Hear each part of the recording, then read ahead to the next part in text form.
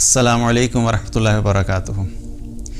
ایک حدیث میں نبی صلی اللہ علیہ وسلم نے فرمایا، طلب العلم فریضۃ علی کل مسلم، علم سیکھنا ہر مسلمان پر فرض ہے۔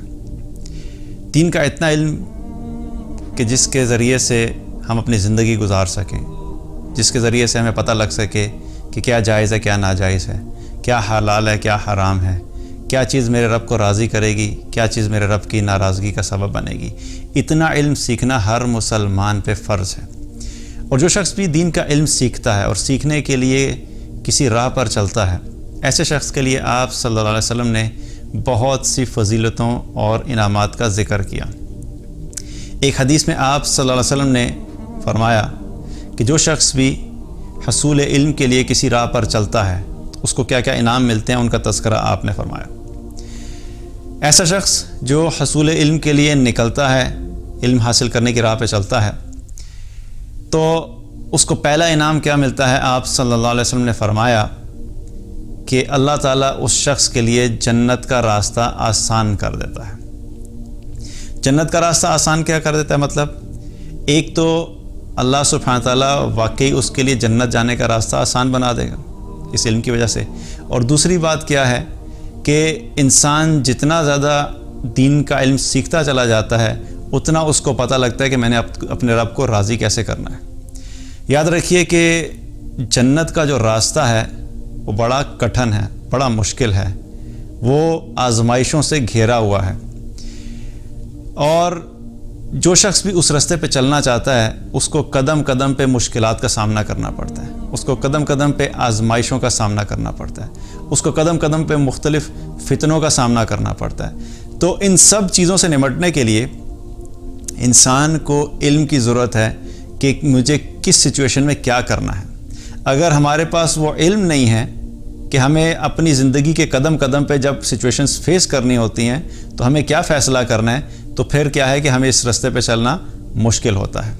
تو جتنا زیادہ علم آتا جاتا ہے اتنا زیادہ اس راستے پہ چلنا آسان ہو جاتا ہے۔ اس کی مثال ایسے ہی ہے کہ کوئی شخص اگر کوئی گیم کھیلنا نہیں جانتا اور بہت ہی کمپلیکیٹڈ گیم ہے، اور اس نے جب کھیلنا شروع کیا تو اس کو کچھ سمجھ نہیں آئی، لیکن اس نے اس کے بارے میں پڑھنا شروع کیا، جاننا شروع کیا، انفارمیشن حاصل کرنا شروع کی، اور اس گیم کو کھیلنا شروع کیا، اور اس پہ پریکٹس کرتے کرتے ایک سٹیج ایسی آ گئی کہ اس گیم کے اوپر وہ ایکسپرٹ ہو گیا۔ اب اس کے لیے وہ گیم کھیلنا آسان ہوگی کیونکہ اس نے ایک لمبے پروسیس کو فالو کیا، اس نے اس گیم کو سیکھا، اس کے بارے میں انفارمیشن حاصل کی، اس کے بارے میں مختلف لوگوں سے پتہ کیا، اب اس کے لیے آسان ہو گیا۔ لیکن وہی گیم کوئی نیا شخص آ کے کھیلنا چاہے گا تو اس کے لیے مشکل ہوگا۔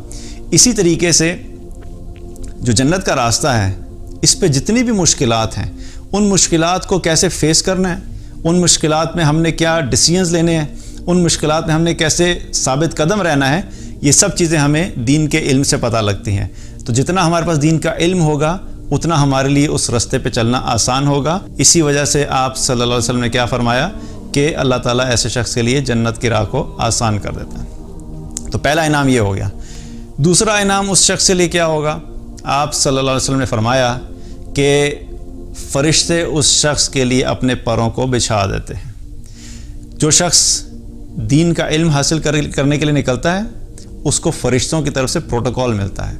فرشتے اللہ کی پاکیزہ مخلوق، اور ہم سب کتنا ایڈمائر کرتے ہیں فرشتوں کو کہ کیا زبردست مخلوق ہے۔ اور آپ سوچئے کہ اس طالب علم کا، علم حاصل کرنے والے کا مقام دیکھیے کہ جب وہ دین سیکھنے کے لیے اللہ کی راہ میں نکلتا ہے اور دین سیکھنے کے لیے اس راستے میں نکلتا ہے تو فرشتے اس کے لیے اپنے پر بچھا دیتے ہیں۔ اس سے اس کے مقام اور اس کے درجے کا پتہ لگتا ہے۔ تو یہ دوسرا انعام اس کو ملتا ہے کہ ایسے شخص کے لیے فرشتے جو ہیں وہ اپنے پر بچھا دیتے ہیں۔ تیسرا انعام اس کو کیا ملتا ہے؟ آپ صلی اللہ علیہ وسلم نے فرمایا کہ زمین و آسمان کے درمیان اور پانی میں جو مچھلیاں ہیں وہ سب اس کے لیے مغفرت کی دعا کرتی ہیں۔ آپ سوچئے کہ ہم لوگ سب چاہتے ہیں کہ اللہ ہمارے گناہوں کو معاف کر دے، ہم سب چاہتے ہیں کہ اللہ ہم سے درگزر کر دے، ہم سب چاہتے ہیں کہ اللہ ہماری مغفرت کر دے، اور ہم اس چیز کے لیے اکثر لوگوں کو کہتے ہیں دعائیں کرنے کے لیے کہ بس میرے لیے دعا کر دینا کہ اللہ میری خطاؤں کو معاف کر دے، میرے لیے دعا کر لینا کہ اللہ مجھے معاف کر دے۔ اب یہ دعائیں ہم لوگوں کو کہتے ہیں کرنے کے لیے، اور یہاں پر کیا ہو رہا ہے کہ جو شخص حصول علم کے لیے نکل رہا ہے، بغیر کہے، ایک شخص نہیں، دو شخص نہیں، بلکہ آپ صلی اللہ علیہ وسلم نے کیا فرمایا کہ تمام مخلوقات یہاں تک کہ مچھلیاں پانی میں اس شخص کے لیے مغفرت کی دعا کرتی ہیں۔ اب پانی میں کتنی مچھلیاں ہوں گی، کوئی گن سکتا ہے؟ اسی طریقے سے جنگل میں کیا کتنے پرندے ہوں گے، جنگل میں کتنے کیڑے وغیرہ ہوں گے، اسی طریقے سے باقی جگہوں پہ دیکھا ہے تو چونٹیاں کتنی ہوں گی۔ اب یہ ساری جو مخلوقات ہیں، ان کا حساب لگانا، ان کی تعداد کو سوچنا ہمارے لیے ناممکن ہے۔ تو یہ سب کے سب اس شخص کے لیے دعا کرتی ہیں، اس کی مغفرت کی دعا کرتی ہیں۔ اور یہ مغفرت کی دعا کس کے لیے ہو رہی ہے؟ اس شخص کے لیے نہیں ہو رہی کہ جو اپنے بزنس کے لیے دن رات محنت کر رہا ہے، اس شخص کے لیے نہیں ہو رہی کہ جو اپنے مال کو کیسے ملٹیپلائی کرنا ہے اس فکر میں لگا ہوا ہے، اس شخص کے لیے نہیں ہو رہی کہ جو اپنی گاڑیاں اپ گریڈ کرنے کی فکر میں لگا ہوا ہے، اس شخص کے لیے نہیں ہو رہی کہ جس کو اپنے موبائل فونز اپ گریڈ کرنے کی فکر ہے۔ یہ اس شخص کے لیے ہو رہی ہیں کہ جو دین کا علم سیکھنے کے لیے اللہ کے راستے میں چلتا ہے اور دین کے علم کو سیکھنے کے لیے نکلتا ہے۔ تو یہ انعام ہو گیا۔ اس کے بعد چوتھا انعام اس شخص کو کیا ملے گا؟ آپ صلی اللہ علیہ وسلم نے فرمایا کہ عالم کی فضیلت عابد پر ایسی ہی ہے کہ جیسے 14ویں رات کے چاند کی فضیلت ستاروں پر ہوتی ہے۔ جو 14ویں کا چاند ہوتا ہے وہ بڑا روشن ہوتا ہے، جب مکمل چاند ہوتا ہے وہ بہت روشن ہوتا ہے، اور اس کے ارد گرد اگر دیکھا جائے تو جو ستارے ہوتے ہیں وہ تعداد میں تو بہت زیادہ ہوتے ہیں، لیکن ان تمام ستاروں کی روشنی جو ہے اس چاند کی روشنی کے سامنے ماند پڑ جاتی ہے۔ اسی طریقے سے دنیا میں اگر دیکھا جائے تو عبادت گزار تو بہت سارے مل جائیں گے، جو عبادت کرنے والے ہیں، جو نمازیں بھی پڑھتے ہیں، جو ذکر و اذکار بھی کرتے ہیں، جو تہجد گزار بھی ہیں، اور جو مستقل اللہ کی تسبیح، اللہ کا ذکر کرتے رہتے ہیں، قرآن کی تلاوت کرتے رہتے ہیں، تو عبادات میں بہت آگے ہیں۔ تو ایسے لوگ جو عبادات میں بہت آگے ہیں وہ بہت سارے مل جائیں گے، لیکن جو علم والے ہیں، جن کے پاس صحیح علم ہے، وہ بہت کم ہوں گے۔ اسی طریقے سے جو عبادت گزار ہوتے ہیں ان کا جو فائدہ ہے، ان کا فائدہ اپنی ذات تک محدود ہوتا ہے۔ اسی طریقے سے اگر دیکھا جائے تو جو ستارہ ہے، ستارے کی روشنی بھی کوئی بہت دور تک نہیں جاتی، وہ بالکل معمولی سی روشنی ہوتی ہے، لیکن جو اہل علم ہوتے ہیں، جو علماء ہوتے ہیں، جن کے پاس دین کا علم ہوتا ہے، ان کے پاس جو علم کی روشنی ہوتی ہے، وہ روشنی جو ہے وہ بہت دور تک جاتی ہے، بہت لوگوں کو فائدہ پہنچاتی ہے۔ اسی وجہ سے آپ صلی اللہ علیہ وسلم نے کیا فرمایا کہ عالم کو عابد پر ویسی ہی فضیلت حاصل ہے جیسے 14ویں کے چاند کو ستاروں پر فضیلت حاصل ہے۔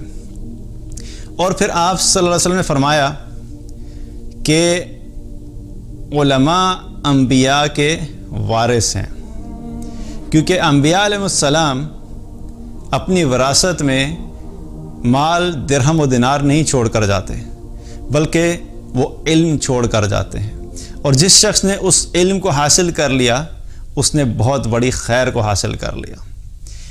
تو یہ بھی بہت بڑی فضیلت ہے اور یہ بہت بڑا انعام ہے کہ ایسی چیز کو حاصل کرنا جو کہ اللہ سبحانہ تعالیٰ کے سب سے مقرب ترین بندوں کی چھوڑی ہوئی وراثت ہے۔ اس سے علم کی فضیلت کا بھی پتہ لگتا ہے، اور اس سے اس شخص کے مقام کا بھی پتہ لگتا ہے کہ جو اس علم کو حاصل کرے اس کا کیا مقام ہے۔ تو یہ تمام انعامات ہیں اس شخص کے لیے کہ جو بھی حصول علم کے لیے اللہ کے راستے میں اور علم کے راستے میں نکلتا ہے اور علم سیکھنے کی کوشش کرتا ہے۔ اللہ تعالی ہم سب کو ان لوگوں میں شامل کرے کہ ہم بھی دین کا علم سیکھنے والے ہوں، اور اللہ سبحانہ تعالیٰ اس کے ذریعے سے تمام لوگوں تک ہدایت کو عام کرے۔ بارک اللہ علیہ ولکم۔ السلام علیکم ورحمۃ اللہ وبرکاتہ۔